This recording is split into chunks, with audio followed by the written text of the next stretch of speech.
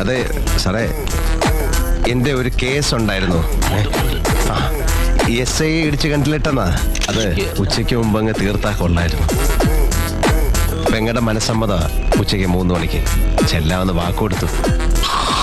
എന്താ പേര്? തോമ. ആട് തോമ.